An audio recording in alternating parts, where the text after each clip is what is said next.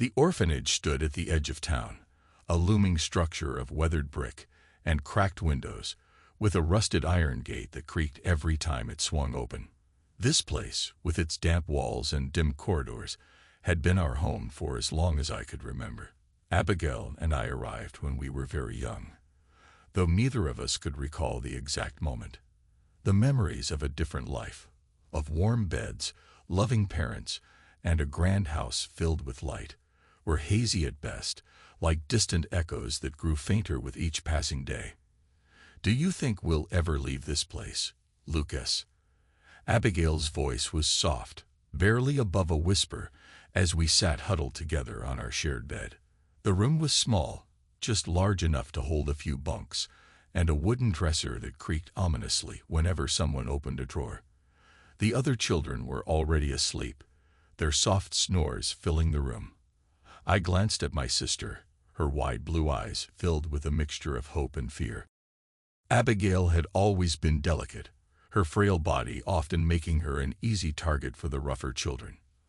I squeezed her hand gently, trying to offer some reassurance even though I wasn't sure myself. "One day, Abby," I replied, using the nickname only I called her. "One day, we'll find a way out of here. We'll have a real home again." Abigail smiled, a small tentative curve of her lips, and nodded. "I believe you, Lucas," she said, her voice stronger now. "I believe you." Our days at the orphanage were monotonous, filled with the same routine of chores, meals, and lessons. The caregivers were stern but not unkind, though they had little time for affection. We learned early on that we had to look out for each other, as kindness was a rare commodity in this place. The other children were mostly older, having been here for years, their spirits hardened by the unforgiving environment. Abigail's gentle nature often set her apart, making her a target for teasing and sometimes worse. One afternoon, while we were scrubbing the kitchen floor, a task assigned as punishment for sneaking out the night before to explore the nearby woods, one of the older boys, Henry, sauntered in. He was tall for his age, with a sneer that rarely left his face. "Still playing house with your little sister, Lucas?" Henry taunted, kicking the bucket of soapy water over. "You should face it. No one's coming for you too." I stood up, my fists clenched, ready to defend Abigail, who had shrunk back, trying to avoid Henry's gaze. "Leave us alone, Henry," I said, trying to keep my voice steady. Henry laughed, a harsh, grating sound. "What are you going to do? You're just a runt with a broken violin and a sickly sister. No one cares about you here." Before I could react, the kitchen door swung open, and Mrs. Thompson, one of the caregivers, entered. She was an older woman, her hair pulled back in a tight bun, and she had a no-nonsense attitude that made all the children tread carefully around her. "Henry, get out of here and stop causing trouble," she barked, her sharp eyes narrowing at him. "And you too, finish cleaning up this mess. Now." Henry muttered something under his breath, but quickly left the room, casting one last smirk our way. Mrs. Thompson sighed and looked at us, her expression softening slightly. "You're both too young to be worrying about boys like him," she said, her voice gentler now. "Just focus on getting through each day. That's all you can do." "Yes, Mom," Abigail and I chorused, returning to our task. As we scrubbed the floor in silence, I couldn't help but feel the weight of Mrs. Thompson's words. Each day was a struggle, but I knew I had to stay strong for Abigail. She depended on me, and I couldn't let her down. The days turned into weeks, and the weeks into months. Abigail and I found ways to survive, clinging to each other and the faint memories of a better life. The orphanage was a place of shadows, where dreams often withered before they could bloom. But in the darkest moments, we held on to the hope that one day we would find a way out, and maybe, just maybe, we would find a family that would love us for who we were. The violin was the only tangible connection I had to our past. It wasn't just an instrument. It was a lifeline, a fragile thread that tied me to the hazy memories of our parents and the life we had before the orphanage. It had arrived with me on that first day, clutched tightly in my small hands, as though even then I knew how important it would be. The violin itself was nothing extraordinary to look at. Its wooden surface was scratched and worn, with the varnish peeling in places. But to me, it was priceless. I didn't know where it had come from, or why I was so attached to it, but whenever I played it, I felt a sense of peace, as if I were somehow closer to understanding who I was and where I came from. Abigail often watched me play, her head resting on her knees, a small smile playing on her lips. The sound of the violin was one of the few things that seemed to comfort her, especially after a difficult day at the orphanage. The other children didn't understand it. They would sometimes make fun of me, calling me the orphan fiddler, but I didn't care. When I played, it was as if the world around me faded, and all that remained was the music. One chilly evening after dinner, I sat on the window ledge in our small room, the violin resting on my shoulder. The wind howled outside, rattling the windows, but inside, the sound of the violin filled the room with warmth. "What are you going to play tonight, Lucas?" Abigail asked, her voice soft and curious. She was sitting cross-legged on the bed, her face half-lit by the dim light of the small lamp beside her. "I'm not sure yet," I replied, plucking a few strings absent-mindedly. "Maybe something new, something different." Abigail leaned forward, her eyes bright with anticipation. "Can you play that song you made up? The one you always hum when you think I'm not listening?" I paused, surprised that she had noticed. I hadn't realized she had been paying attention to that particular melody, one that often played in my head, but rarely found its way to the violin. "All right," I said, bringing the bow to the strings. "I'll play it for you." As I began to play, the notes flowed naturally, as if they had always been there, waiting to be set free. The melody was gentle, almost like a lullaby, but with an undercurrent of longing, of something lost yet not forgotten.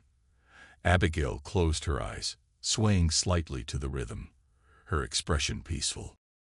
Halfway through the piece, the door creaked open, and Mrs. Thompson stepped inside. Startled, I stopped playing abruptly, the final note hanging in the air, unfinished. "Don't stop, Lucas," Mrs. Thompson said, her voice softer than I had ever heard it. "That was beautiful. Please continue." I hesitated for a moment before nodding and resuming the melody.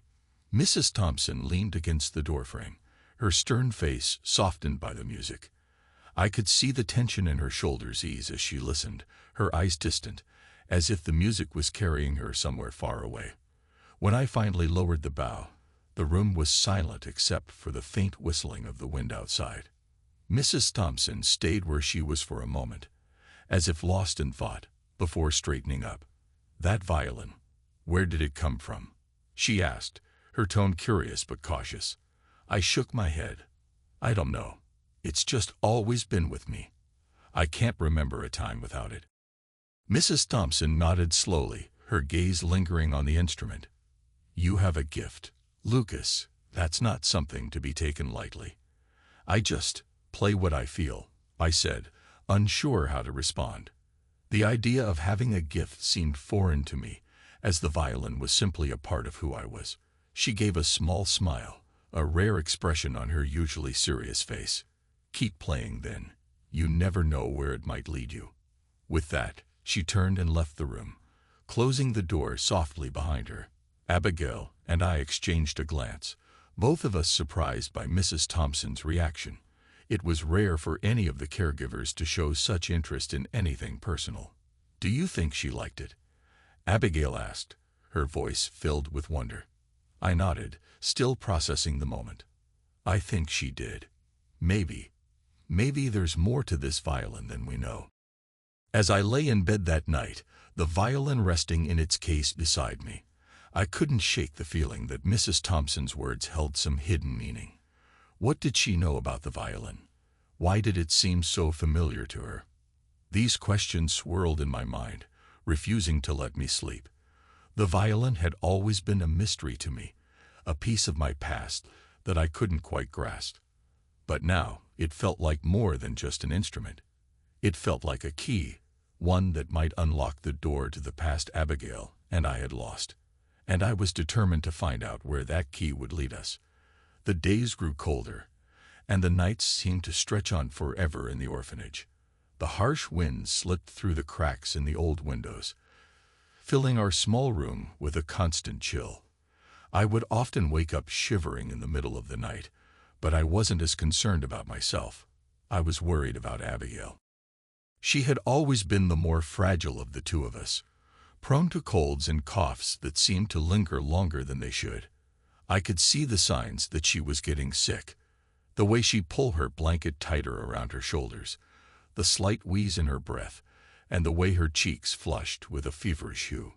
One morning, as I prepared to head to breakfast, I noticed Abigail hadn't moved from her bed. She lay curled up, her face pale, except for the bright spots of fever on her cheeks. "Abigail," I called softly, kneeling beside her bed. "Are you feeling okay?"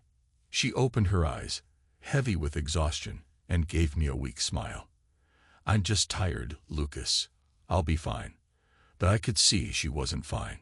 Her forehead was hot to the touch, and her breath came in shallow, rattling gasps.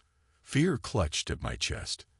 I didn't know much about illnesses, but I knew she needed help. "You're burning up," I said, trying to keep the panic out of my voice. "I'll go get Mrs. Thompson." Abigail's hand shot out to grab mine, her grip surprisingly strong despite her weakness. "No, don't go. I don't want them to worry. Abigail, you need to see someone," I insisted, squeezing her hand back. "I'll be quick, I promise." Before she could protest further, I rushed out of the room, my heart pounding. I found Mrs. Thompson in the dining hall, organizing the younger children for breakfast. "Mrs. Thompson," I called out, breathless. "It's Abigail. She's really sick. You have to come." Her stern expression softened with concern as she followed me back to our room. When she saw Abigail, her face grew even more serious. She placed a hand on Abigail's forehead and frowned. "She's got a high fever," Mrs. Thompson muttered, more to herself than to me. "We need to get her some medicine and keep her warm." She turned to me, her voice firm but gentle. "Lucas, go find Sarah in the infirmary. Tell her we need something for the fever right away." I nodded and sprinted down the long, drafty hallway to the infirmary. Sarah was a kind, middle-aged woman who had worked at the orphanage for as long as I could remember. She was often the one who patched up scraped knees and wiped away tears, and she had a calming presence that made everyone feel a little safer. When I burst into the infirmary, Sarah looked up from her desk, concern immediately crossing her face. "Lucas, what's wrong?" she asked, standing up. "It's Abigail," I panted. "She's really sick. Mrs. Thompson said she has a high fever." Sarah didn't waste a second. She grabbed a bottle of medicine and a clean cloth, and together we hurried back to our room. When we arrived, Abigail was barely conscious, her small body trembling with chills. Mrs. Thompson had already brought extra blankets and was trying to keep her warm. "Here, let me see her," Sarah said gently, kneeling beside Abigail's bed. She dampened the cloth with cool water and laid it across Abigail's forehead, then carefully measured out a dose of medicine and coaxed it down her throat.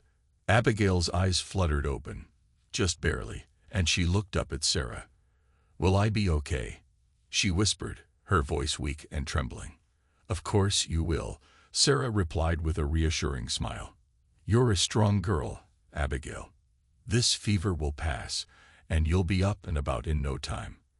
I stayed by Abigail's side all day, holding her hand and talking to her whenever she woke up. Mrs. Thompson checked on us frequently, bringing soup and tea, and Sarah returned every few hours to monitor Abigail's fever. The hours dragged on, each minute feeling like an eternity as I watched my sister struggle. That evening, after most of the children had gone to bed, Sarah returned with a small tray of food for me. "You need to eat something, Lucas," she said, placing the tray beside me. "You'll be no good to Abigail if you don't take care of yourself too." I nodded, though I had no appetite. Still, I forced myself to eat a few bites, knowing she was right. As I chewed mechanically, I noticed Abigail's breathing had grown a little easier, the feverish flush in her cheeks fading. Sarah must have noticed too, because she gave me a small nod of encouragement. "The worst is over," she said quietly. "She just needs to rest now, and she'll be fine." I felt a wave of relief wash over me, the tight knot in my chest loosening. "Thank you, Sarah," I murmured, my voice thick with emotion. "I don't know what I'd do without you." Sarah smiled, brushing a strand of hair from Abigail's face. "You're a good brother, Lucas. She's lucky to have you looking out for her." As the night wore on, Abigail's fever continued to drop, and her breathing steadied. I stayed by her side, dozing off in the chair beside her bed. At some point during the night, I felt a small hand slip into mine. I opened my eyes to see Abigail looking up at me, her expression weary but no longer feverish. "Lucas," she whispered, her voice hoarse but stronger than before. "Thank you for staying with me." I squeezed her hand gently, smiling down at her. "Of course, Abigail. I'm always here for you." She smiled weakly and closed her eyes, drifting off into a peaceful sleep. As I watched her, I felt a deep sense of gratitude for Sarah and Mrs. Thompson. They had saved Abigail's life, and for that, I would always be thankful. But beyond that, I couldn't shake the feeling that Abigail's illness had brought us closer. It had reminded me just how fragile our lives were, how easily things could change, and it had strengthened my resolve to protect my sister, no matter what. As I sat there, holding Abigail's hand, I made a silent promise to myself. I would always be there for her, just as she had always been there for me. We were all each other had, and I would never let anything come between us. The air was crisp and cool as I made my way through the busy streets, clutching my violin case tightly. The sky above was a dull gray, hinting at the possibility of rain, but I couldn't afford to turn back now. I needed to do something to help Abigail and make sure we had enough to get by. The orphanage provided us with the basics, but it was never enough, especially when Abigail was recovering from her illness and needed extra care. I found a spot near the train station where people bustled about, hurrying to their destinations. The station was always busy, filled with travelers and workers, making it the perfect place to draw a crowd. I took a deep breath and opened my violin case, placing it on the ground in front of me. A few passers-by glanced at me curiously, but most kept moving, too focused on their own lives to notice the boy with the violin. I hesitated for a moment, my fingers hovering over the strings. My heart pounded in my chest, and I could feel the nerves creeping in. What if no one stopped to listen? What if they didn't like my music? But then I thought of Abigail, still weak from her illness, and the determination surged within me. This was for her. With a deep breath, I lifted the bow and began to play.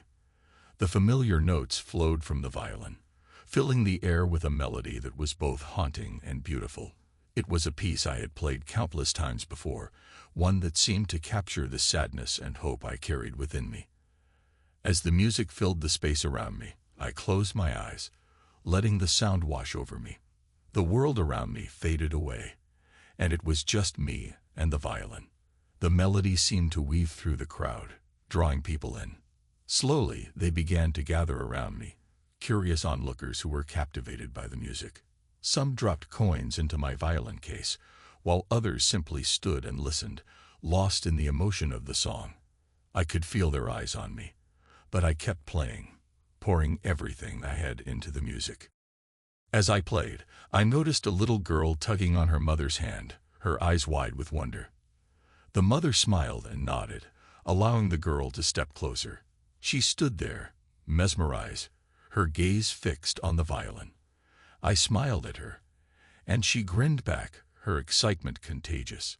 "Mommy, he's really good," the girl whispered loudly, her voice filled with awe.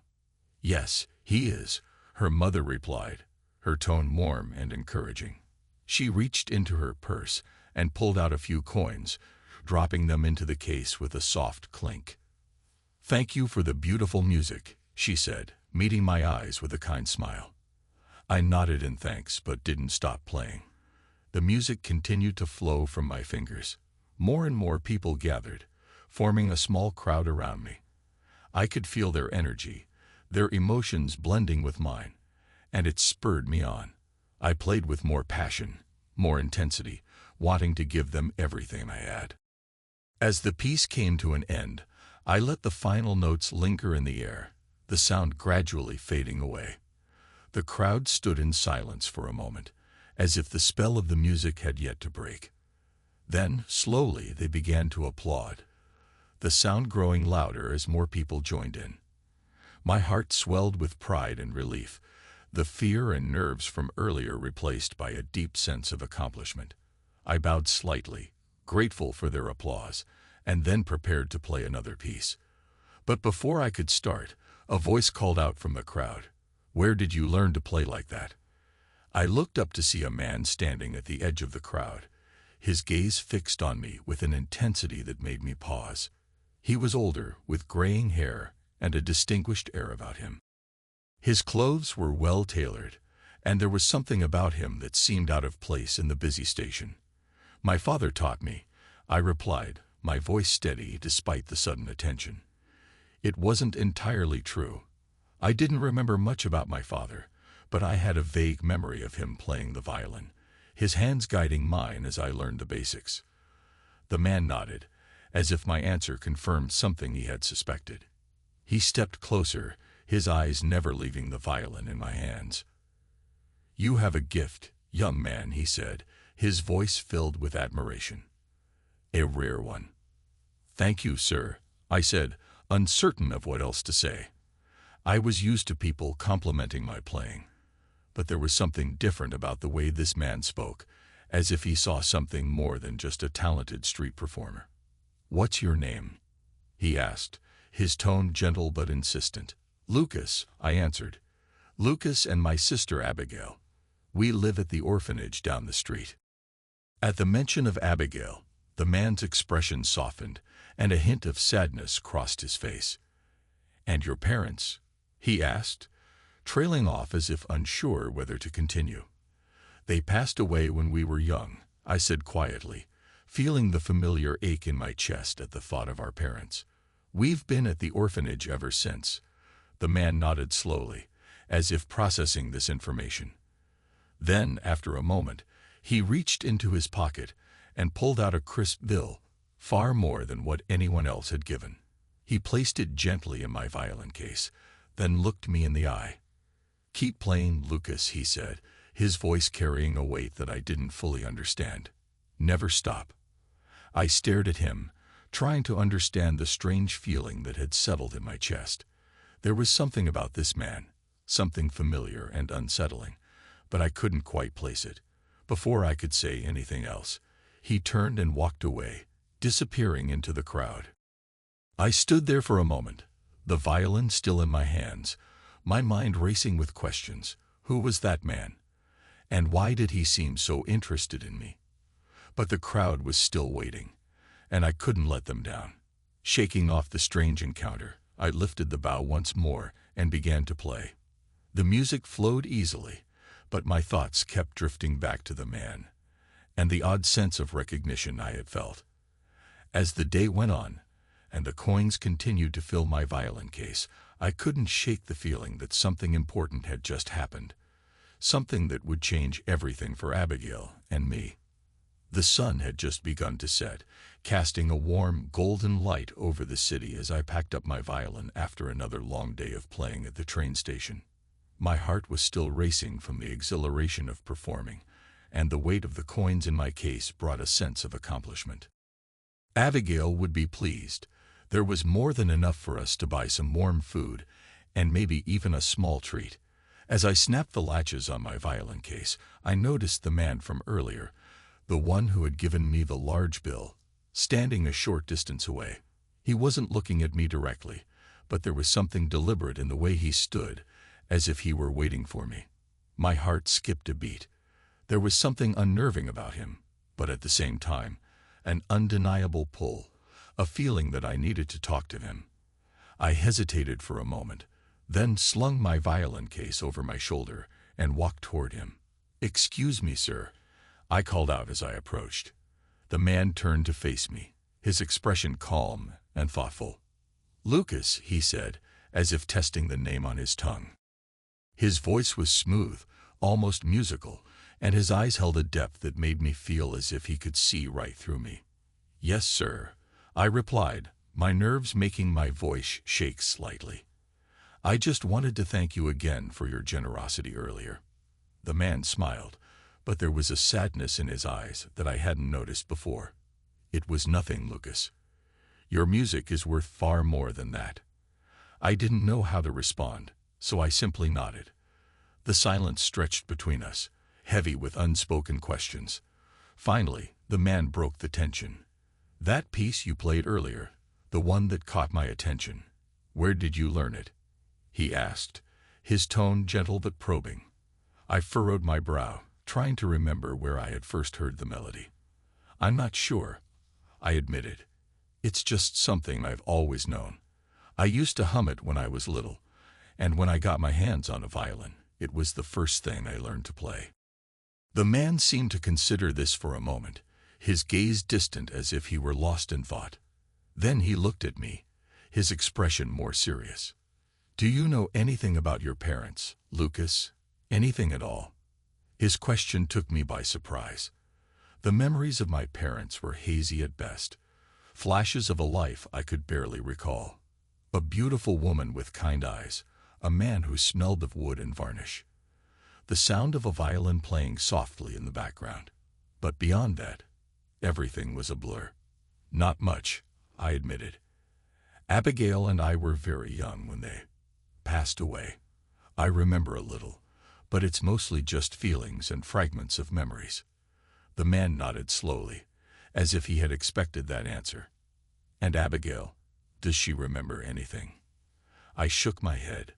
"No, she doesn't. She was even younger than me when we lost them." The man's eyes softened at the mention of Abigail. "I see," he murmured, almost to himself. He seemed to be weighing something in his mind, debating whether to say more.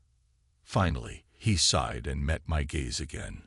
"Lucas, the melody you played earlier, it's not just any song. It's part of a very old and rare piece, one that has been passed down through generations in a very specific family." His eyes searched mine, as if trying to gauge my reaction. I felt a chill run down my spine. "What do you mean?" I asked, my voice barely above a whisper. The man took a deep breath before continuing. "That melody was composed by someone very close to you, Lucas. Someone who may have left it as a clue, a link to your past." I stared at him, my mind reeling. A clue. A link to my past. It all sounded like something out of a storybook, not real life. "But how do you know this?" I asked, my voice trembling with both fear and hope. The man hesitated, then reached into his coat pocket and pulled out a small worn piece of sheet music. He handed it to me, and I unfolded it carefully. The notes on the page were the same ones I had been playing for as long as I could remember. My heart raced as I looked up at him, searching for answers. "That piece belonged to your father, Lucas," the man said softly. "He was a brilliant musician, well known for his compositions. This particular piece, he wrote it for you." I felt my breath catch in my throat.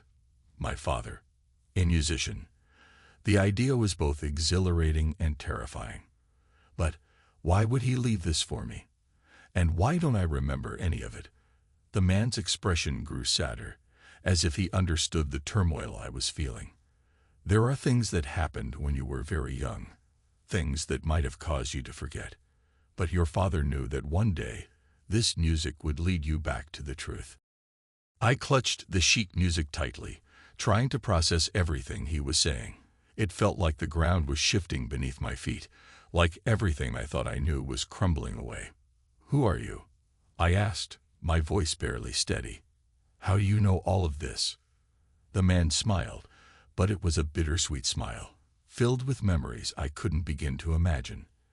"Let's just say, I was a friend of your father's. I've been looking for you and Abigail for a long time." Why? I asked, my mind spinning with questions.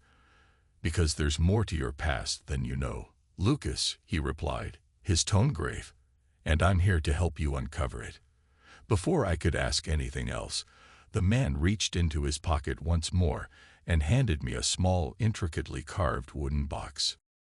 It was old, the wood polished and worn with age, and it fit perfectly in the palm of my hand. Keep this with you, he said. Inside, you'll find something that belonged to your father. When the time is right, it will help you find the answers you're looking for. I stared at the box, my fingers tracing the delicate carvings on its surface. The weight of it in my hand felt both comforting and daunting.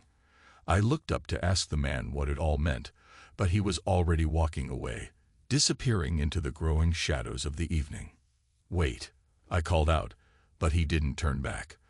I watched as his figure grew smaller and smaller until he was gone, leaving me alone in the fading light with nothing but the violin, the sheet music, and the mysterious box in my hands. I stood there for a long moment, the reality of what had just happened sinking in. My thoughts raced with 1,000 questions, each one more urgent than the last. Who was that man? What did he know about my father? And what secrets were hidden in my past, waiting to be uncovered?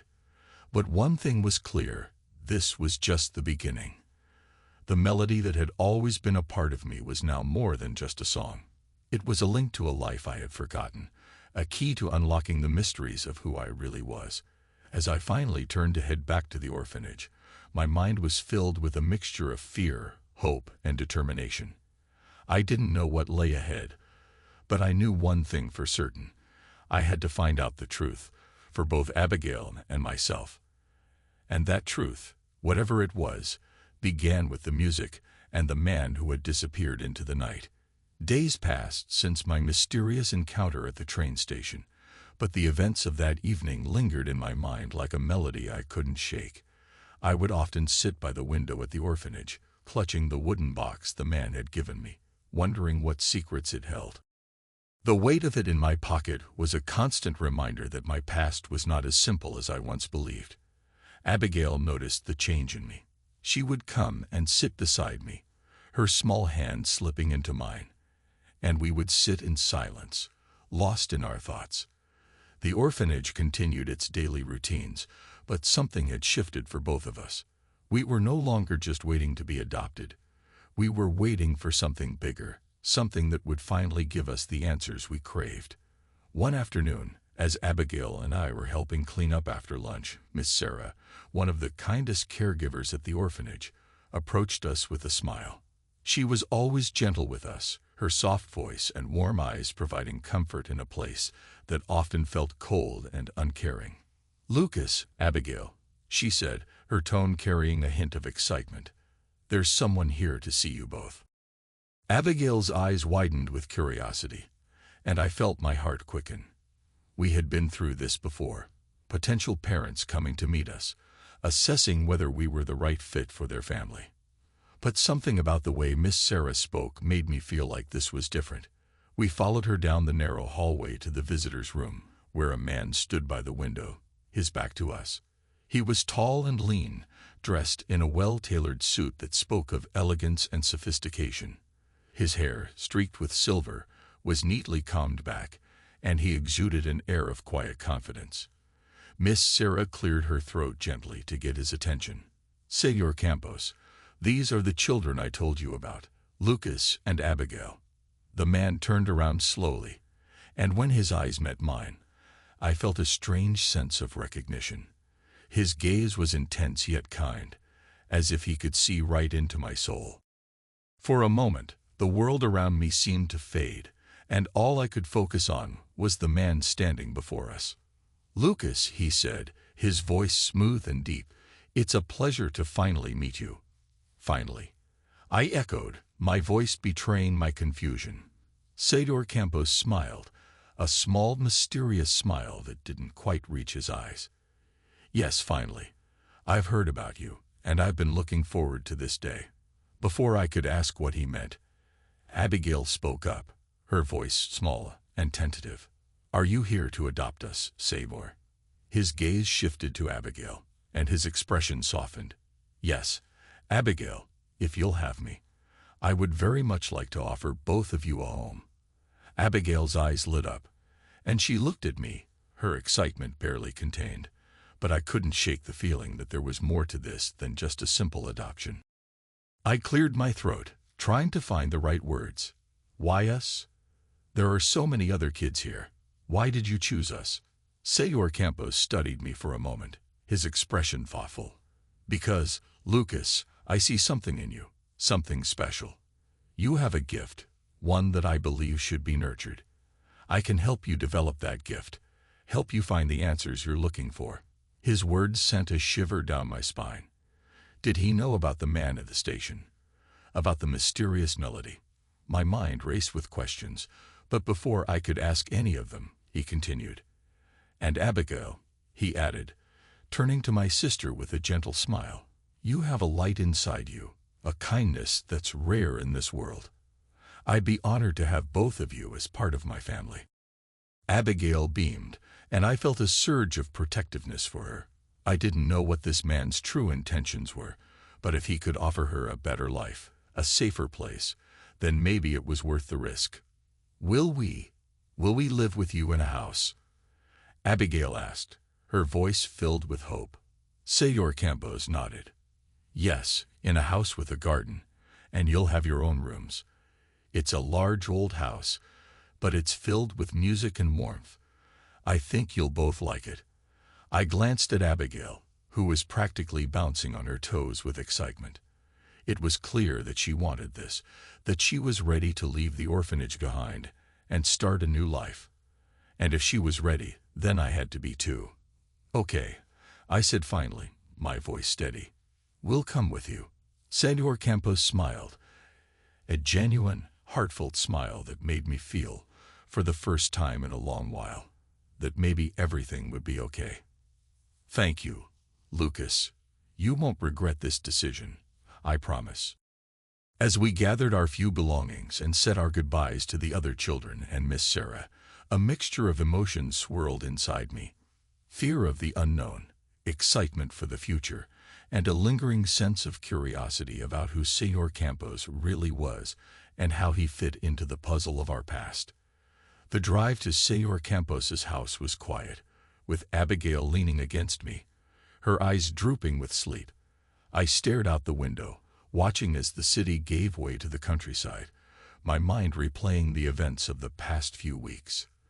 The man at the train station, the mysterious melody, and now this unexpected adoption. It all felt like pieces of a puzzle slowly falling into place. When we finally arrived, I was taken aback by the sheer size of the house.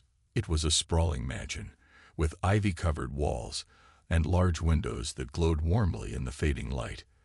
The garden was vast, filled with flowers and trees that swayed gently in the evening breeze. As Senor Campos led us inside, the sound of a piano playing softly in the distance reached my ears.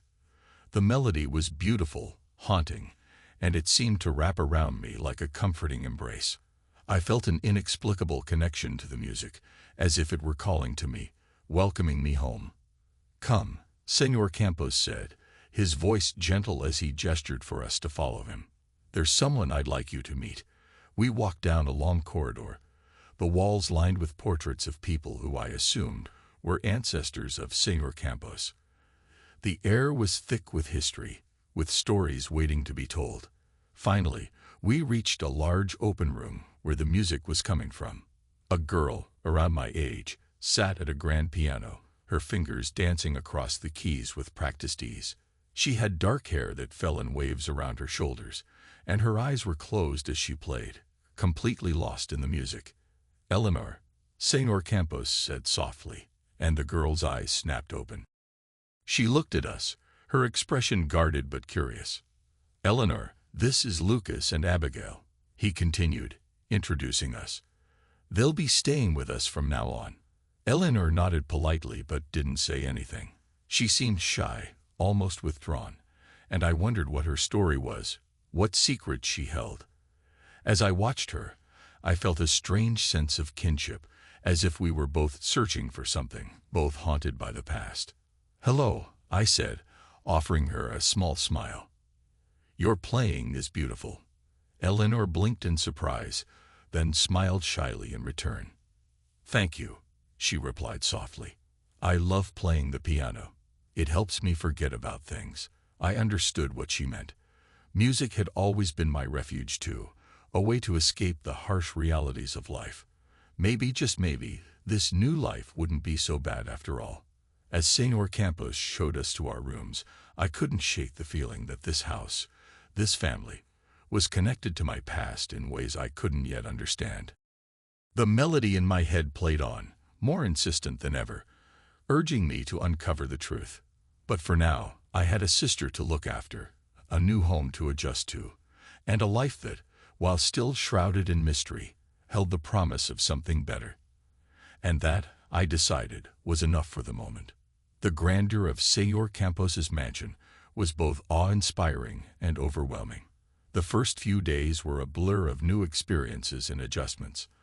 The house was unlike anything we had ever seen, a sprawling estate with high ceilings, polished wooden floors, and walls adorned with beautiful paintings. It felt both exciting and intimidating, and every corner seemed to hold a secret waiting to be discovered. My room was spacious, with a large window overlooking the garden. The bed was soft, and the sheets were cool and crisp. Abigail's room was just across the hall, and we had adjoining doors that allowed us to easily stay connected. Despite the luxury surrounding us, I was still haunted by the sense of unfamiliarity. It was a new chapter, but one that came with its own set of challenges. On our first morning, Senor Campos gave us a tour of the house. The kitchen was enormous, filled with gleaming appliances and a long wooden table where we would have our meals. The library was vast, lined with shelves that reached up to the ceiling and filled with books I couldn't wait to explore. But the most intriguing room was the music room, where a grand piano sat majestically in the center, surrounded by various musical instruments. As we walked through the house, Eleanor trailed behind us. Her presence was quiet but noticeable. She seemed to be observing us, her expression a mix of curiosity and reserve. She had not spoken much since we arrived, and I was eager to get to know her better. Later that day, after we had settled in, Eleanor approached me as I sat in the music room, fiddling with the violin case. I had been hesitant to bring it out, unsure if it would feel out of place in this grand setting. But seeing it there, resting on the grand piano, made me feel a bit more at home. "Lucas," Eleanor said softly, breaking the silence. Her voice was gentle, almost hesitant. "You play the violin, don't you?" I looked up from the case, meeting her gaze. "Yes, I do." "How did you know?" She shrugged, her eyes flicking to the violin. "I've heard Senor Campos talk about your music. He's mentioned how important it is to you." I nodded, feeling a lump form in my throat. "It is. It's the one thing that's always been with me, no matter where I went." Eleanor's eyes softened with understanding. "I know how that feels. The piano is the same for me." A sense of kinship grew between us. "Do you play often?" I asked, hoping to bridge the gap between us. "Every day," she replied. "It helps me feel connected to something, I guess."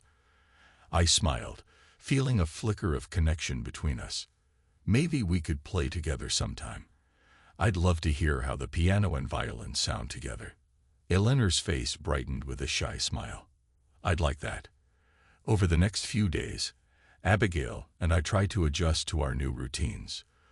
The mansion was beautiful, but the size and grandeur were overwhelming. Meals were served in the formal dining room, and the household staff was always attentive, which was a stark contrast to the strictness of the orphanage. One evening, as we sat around the dinner table, Senor Campos's warmth and generosity shone through. He asked about our day, listened attentively to our stories, and made an effort to make us feel welcome. "How was school today, Lucas?" Senor Campos asked, his voice filled with genuine interest. "It was good," I said, my fork pausing midair. "I met some of the other children." and they seem nice. Señor Campos nodded. I'm glad to hear that. I hope you find the school to be a place where you can truly excel and grow. Abigail, who had been quietly eating her dinner, suddenly spoke up. I like the new room. It's big and sunny. Señor Campos smiled warmly at her. I'm glad you do, Abigail. You deserve to have a space where you feel comfortable and happy. As the days turned into weeks, the mansion slowly became a home. Eleanor began to open up more, sharing bits of her life and gradually letting us into her world. We spent afternoons exploring the garden, playing games, and practicing music together. The initial awkwardness faded, replaced by a growing sense of camaraderie. One afternoon, as we sat in the music room, I noticed Eleanor practicing a new piece on the piano. Her fingers moved gracefully over the keys, producing a melody that filled the room with warmth. I picked up my violin and joined in, playing a soft accompaniment. Eleanor glanced at me, her eyes brightening with a genuine smile. That sounds wonderful, Lucas. Thank you, I replied, feeling a sense of accomplishment. I've always wanted to play music with someone who understands it the way you do. Eleanor nodded, her expression one of contentment. It's nice to have someone to share it with. As we continued to play, I felt a profound sense of belonging. The mansion, once an intimidating place, had become a refuge, a place where I could finally start to piece together the fragments of my past and build a future filled with hope. Señor Campos's mansion was no longer just a grand house. It was our new home, and despite the lingering mysteries, I felt a growing sense of hope and belonging. The music we created together was more than just notes and rhythms. It was a bridge between our pasts and our future, a reminder that we were finally on the path to something greater.